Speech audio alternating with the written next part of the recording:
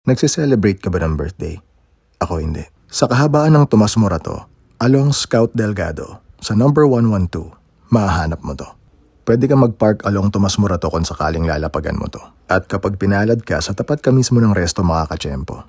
Bilang pinanganak sa mahirap na pamilya, sa budget, ang birthday celebration, hindi kasama. Nakasanayan ko na hanggang pagtanda na tuwing birthday ko, hindi maghanda.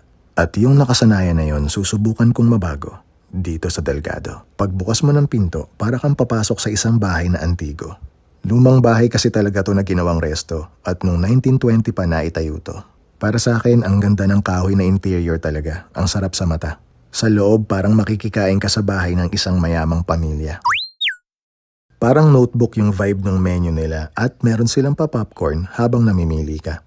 Sour cream at barbecue flavor. Reko talaga ni producer dito kasi meron daw siya ipapatikim sa akin na panalo. Siya si Sir Mark at siya naman si Sir Joel. Sila yung mga server namin noong araw na yan. Siyempre, bago ang lahat, sa isang tasang kape ko sinimulan. Si producer naman, salted caramel frap nila ang natripan. Nyarap yarn! Nagkalapagan na. Unang na-serve yung bone marrow sisig nila.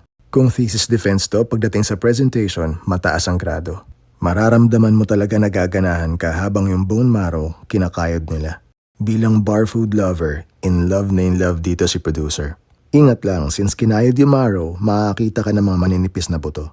Pero sa sobrang savory nito, kakaninan mo. Personally, kung o-ordering ko to ulit, sasabihin ko yung marrow is separate. Mas nasasarapan ako pag hindi parang sabaw. At dahil sa konting lansang nalasahan ko sa lahat ng nakain ko dito, panghuli to. Ito naman ang kanilang version ng sopa de mariscos, essentially seafood soup. Lasang chowder na may subtle citrus flavor, o-ordering ko ulit to. Sa lahat naman na nakain ni Master Pogi dito, ito ang kanyang top 2. Ang Thai beef salad ng Delgado. Para sa akin, yung flavor profile niya para kang kumakain ng banh mi salad. Pwedeng sumagi sa isip mo na maanghang to dahil Thai, pero hindi Thai. Yung flavors banayad na, napakalambot pa ng baka. Maganda tong panimula.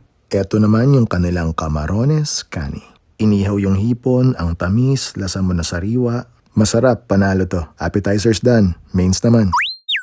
Sabay-sabay nila pag yung mains, yan yung kanilang salmon wellington, yan naman yung chicken delgado, yan yung pinunta ko, at yan yung kanilang truffle paella. Itong salmon wellington ang top 1 dish ni Master Pogi dito sa Delgado. Masarap to, sulit na sulit ang ibabayad mo. Ang juicy at ang sariwa ng salmon, yung puff pastry, natutunaw pag nalawayan. Solid number 2 dish ko to dito. At ang number 1 ko, tong chicken delgado. Kung mahilig ka sa chicken, this is heaven. Ang sarap ng timpla, malasa at malambot yung laman. Marami, good for sharing kasi kalahating manok kada serving. At premium yung mashed potato nito, pinakamasarap na natikman ko, pang-alta yung lasa. Ito naman yung truffle paella nila, may prosciutto at melted burrata. Masarap to yung flavors, lasang-lasa pag nagsama-sama na sa nguya. At swak din na gamiting substitute ang arborio rice para sa paella. Personally, ang hindi ko lang gusto pag arborio rice ang gamit para akong kumakain ng tuyong risotto. Isa pang masarap sa paella, yung sokarat, yung crust, yung tutong sa ilalim. Eto kasing sa kanila wala eh. Bukod sa nakakadagdagang sokarat sa flavor, yun ang naghihiwalay sa paella sa risotto. Paano mo raw masasabi kapag yung ice cream pang mayaman? Pag yung apa nakabaliktad. Charet, order ni producer yan, tinamuan saya. Yan naman yun sa akin, frozen brazo nila. Churros naman kay Master Pogi, dessert toast. Itong frozen brazo nila yung hinahanap ko, yung walang lansa.